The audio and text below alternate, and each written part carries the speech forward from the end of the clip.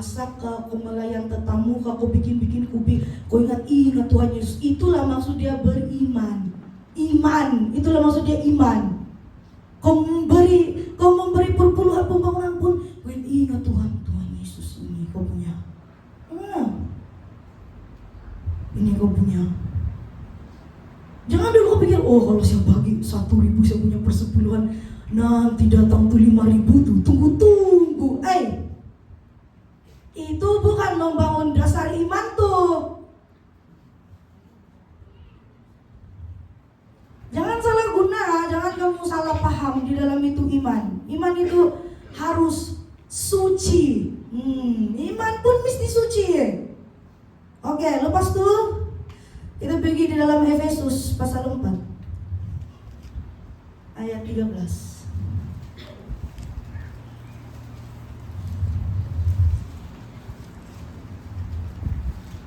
Mungkin saya terlalu cepat kali, tapi begitulah kita kerja.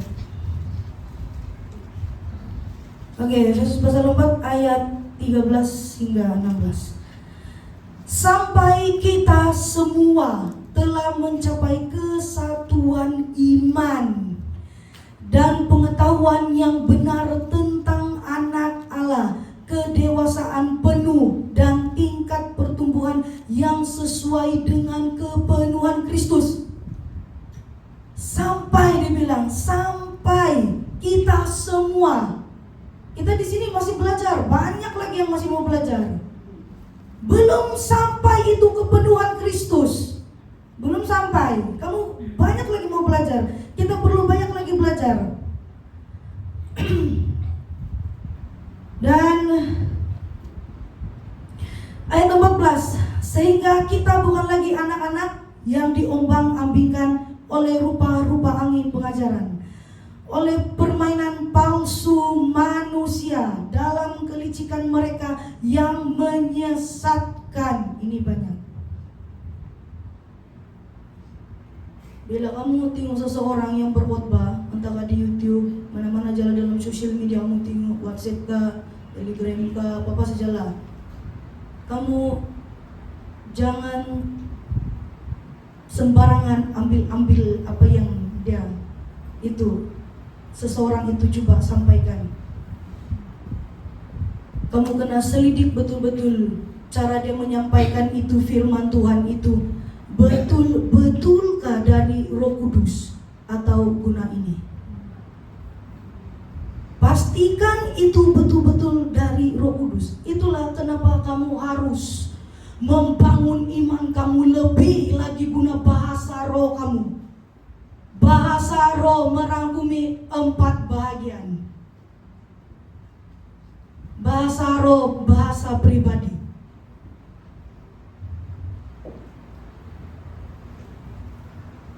Oke, kita kasih terus kepada ayat 15. Tetapi dengan teguh berpegang kepada kebenaran di dalam kasih, kita bertumbuh di dalam segala hal ke arah Dia, Kristus yang adalah kepala. Kristus adalah kepala. Ingat ini. Ayat 16. Daripadanya lah seluruh tubuh yang rapi tersusun dan diikat menjadi satu oleh pelayanan semua bagiannya sesuai dengan kadar pekerjaan tiap-tiap anggota, menerima pertumbuhannya dan membangun dirinya dalam kasih. Ini ayat 16 ada dalam sedikit, kalau susah sedikit mau kasih jelas. Kalau kamu baca-baca begitu saja, ini maksudnya satu oleh pelayanan. Ini kan kita semua pelayan di sini. Kita semua pelayan, dan sekarang ini kita sedang diajar, dan Roh Tuhan sendiri yang mengajar kita di sini, supaya kita menerima pertumbuhan itu, supaya kita membangun diri di dalam kasih menurut kebenaran firman Allah.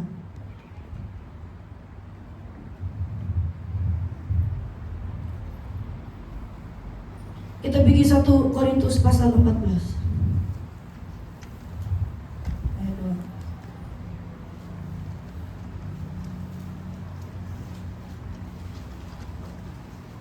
Siapa yang berkata-kata dengan bahasa roh tidak berkata-kata kepada manusia, tetapi kepada Allah. Sebab tidak ada seorang pun yang mengerti bahasanya, oleh Roh ia mengucapkan hal-hal yang rahasia.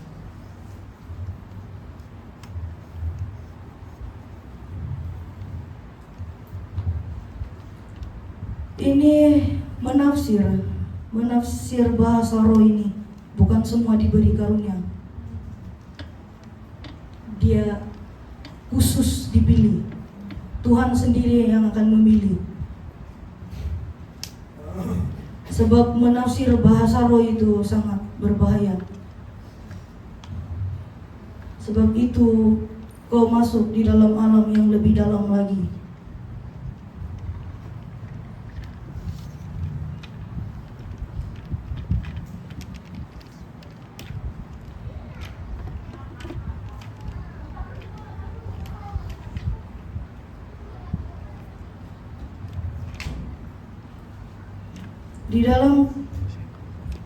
Kita masuk di dalam 2 Korintus pasal 12.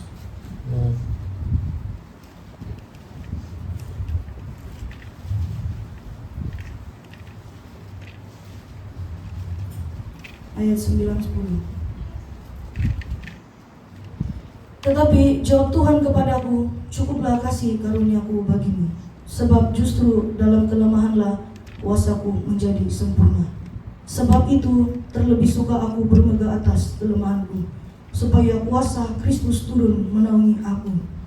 Karena itu aku senang dan rela di dalam kelemahan, di dalam siksaan, di dalam kesukaran, di dalam penganiayaan dan kesesakan oleh karena Kristus. Sebab jika aku lemah, maka aku kuat. Ini di sini lebih kepada sentiasa berdoa. Walaupun kamu lemah, tapi apa bilang Tuhan Yesus di sini? Bila kamu merasa kamu sangat penat dan kamu rasakan kamu punya tubuh jasmani tidak dapat duduk berdoa, tidak dapat duduk baca kitab, tapi apa bilang Tuhan Yesus?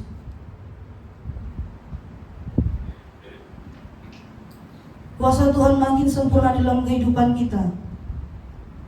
Sebab bila kita guna tuh bahasa roh di mana-mana pun, itu yang membuat kita kuat. Sebab bahasa roh itu membangun iman kita.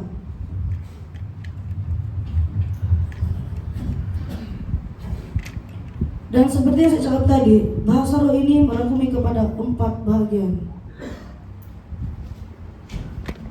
Dan kita pergi di dalam 1 Korintus pasal 13.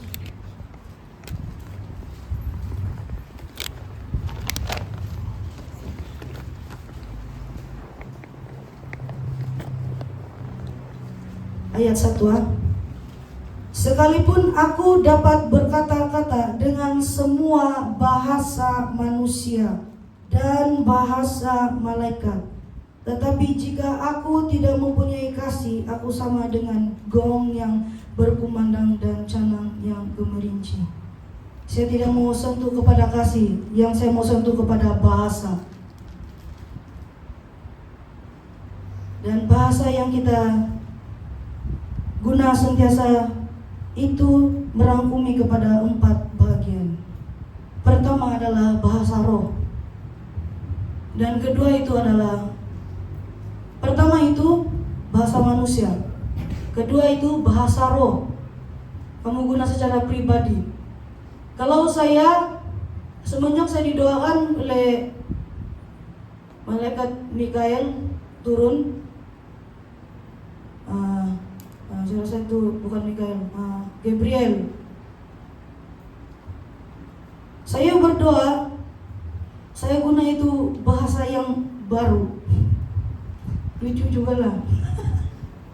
Saya heran kan, kenapa ini saya berdoa, saya bilang macam bukan ini, macam tidak masuk tuh yang kalau kau doa secara, kalau saya tidak tahu kamu. Ini saya cerita tentang saya punya kesaksian dalam itu, menerima urapan dalam itu, bahasa perang. Roh Kudus sendiri ajar saya. Saya heran, saya berdoa kan, saya guna itu bahasa perang. Terus dalam hati saya kenapa tidak masuk Sebab saya guna tuh bahasa perang, saya berdoa untuk doa pribadi saya, tapi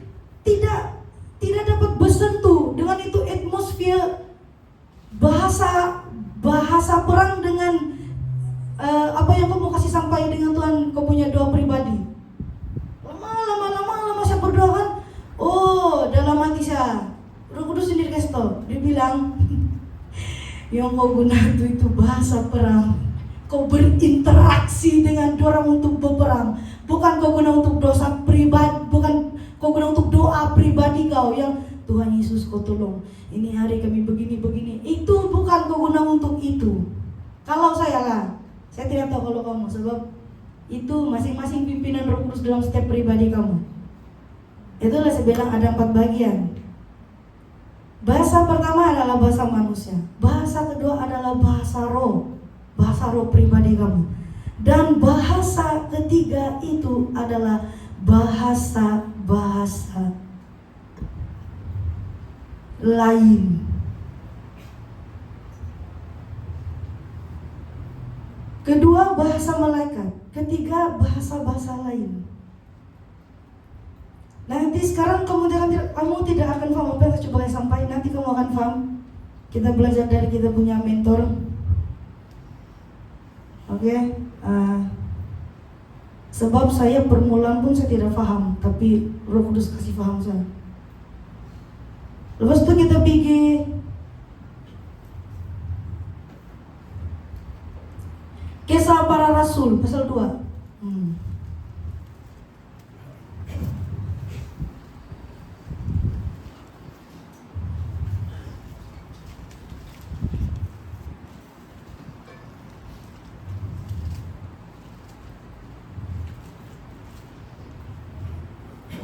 Mungkin cara saya bukan berkhotbah, lebih kepada pengajaran, sebab kita mau belajar.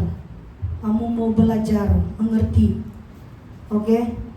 Kisah Para Rasul pasal 2 ayat 1 hingga 4. Ketika tiba hari Pentakosta, semua orang percaya berkumpul di satu tempat. Tiba-tiba turunlah dari langit suatu bunyi seperti tiupan angin keras yang memenuhi seluruh rumah di mana mereka duduk, dan tampaklah kepada mereka lidah-lidah seperti nyala api yang bertebaran dan hinggap pada mereka masing-masing. Maka penuhlah mereka dengan Roh Kudus, lalu mereka mulai berkata-kata dalam bahasa-bahasa lain, seperti yang diberikan oleh Roh itu kepada mereka untuk mengatakannya.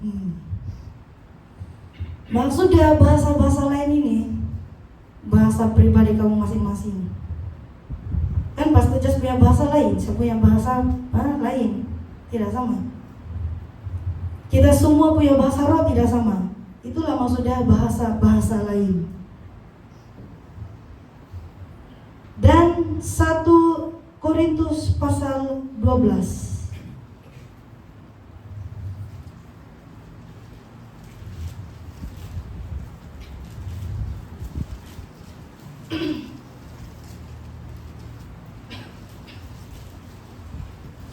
Ayat 10 hingga 11.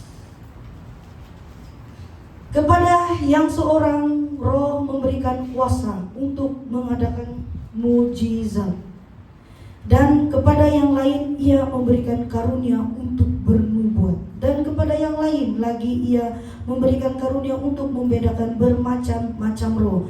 Kepada yang seorang ia memberikan karunia untuk berkata-kata dengan bahasa roh, dan kepada yang lain ia memberikan karunia untuk menafsirkan bahasa roh itu. Tetapi semuanya ini dikerjakan oleh Roh yang satu dan yang sama, yang memberikan karunia kepada tiap-tiap orang secara khusus seperti yang dikehendakinya. Walaupun bahasa ada 4 bagian. Pertama, bahasa manusia. Kedua, bahasa malaikat. Ketiga, bahasa roh. Dan keempat adalah bahasa lain. Dan 4 bahasa ini merangkumi kepada satu. Jikalau seseorang itu dia menguasai keempat ini, keempat ini merangkumi kepada satu, yaitu pelbagai bahasa, yaitu diverse tongue. Kita baca ayat 10, dan saya minta, sebab bahasa Indon tidak berapa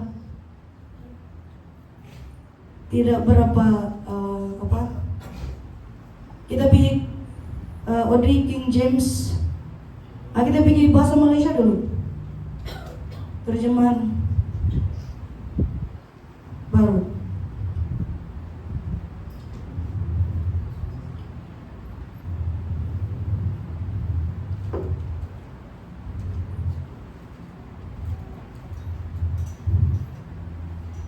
Kalau bahasa Indo dia bilang untuk membedakan bermacam-macam roh, dia bilang. Tapi kalau terjemahan bahasa Melayu, pasal yang sama yang tadi.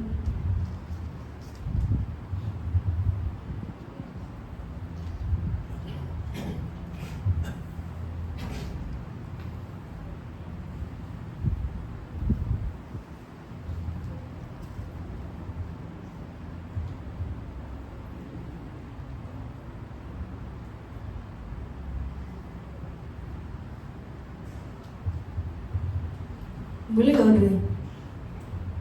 Kita minta Diana lah baca, kan? Oke, coba Diana, kuat-kuat. Yang takut. Oke. 1 Korintus 12 ayat 10. Kepada yang lain Roh Allah mengaruniakan kuasa untuk melakukan mukjizat, dan kepada yang lain pula Roh itu memberikan karunia untuk menyampaikan perkabaran daripada Allah. Kepada yang lain pula Roh Allah mengaruniakan kebolehan untuk membeza-bezakan karunia yang daripada Roh Allah dan yang bukan daripada Roh Allah. Ada pula yang dapat bertutur dalam pelbagai bahasa yang ajaib. Pelbagai. Oke, teruskan. Dan ada juga yang dapat menerangkan arti bahasa-bahasa itu. Nah, itulah semua cakap. Dia merangkumi kepada satu, yaitu pelbagai bahasa. Kalau kamu baca dalam bahasa English, King James lebih jelas. Dia bilang to another the working of miracles, to another prophecy, to another the screening of spirits, to another diverse kinds of tongues. Itu lebih jelas. Sebab itulah diverse tongue. Maksud dia menguasai sepenuh itu bahasa keempat ini. Belum cukup, kita sini belum cukup. Menguasai keempat ini, bila dia menguasai keempat itu, dia merangkumi kepada satu, yaitu berbagai bahasa, diverse tongues. Kita mau belajar semua. Memang mungkin kita cara saya kasih sampai lebih kepada pelajaran. Sebab ini kamu perlu. Kamu semua kebanyakan pelayan, jadi kamu perlu nih. Saya belajar, kamu pun mesti belajar. Apa yang Roh Kudus ajar saya, kamu pun saya kasih sampai untuk kamu. Supaya kamu pun tahu. Jangan bilang, "Wih, dia cakap bahasa setan loh." Hai. Belum lagi sudah kau kasih duluan. Belum lagi kau dengar tuh suara Roh Kudus itu bahasa dari mana sudah kau cakap, "Wih, bahasa setan loh." Lain kalau itu bahasa dia, saya tidak pernah dengar. Tidak saya punya bahasa roh begitu. Iyalah, memanglah. Apa dia bilang ada 4 bahasa kan? Bahasa manusia, apa itu bahasa manusia? Kita butuh terus sekarang nih, itulah bahasa manusia. Kedua, bahasa roh, bahasa pribadi kamu. Ketiga itu bahasa-bahasa lain. Maksudnya bermacam-macam bahasa roh yang ada di sini. Kan selalu kita dengar, kita bilang, Guna, itu kamu punya bahasa perang. Maksudnya itu bahasa malaikat lah tuh. Sebab kamu berinteraksi dengan malaikat, kamu suruh dia berperang. Itulah maksudnya bahasa malaikat.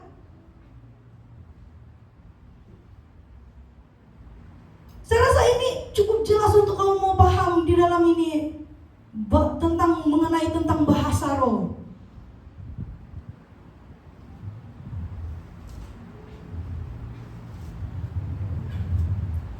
Dan ada seorang hamba Tuhan, saya ambil satu saja hamba Tuhan. Sebab kalau saya ambil banyak memang kita tidak cukup masalah.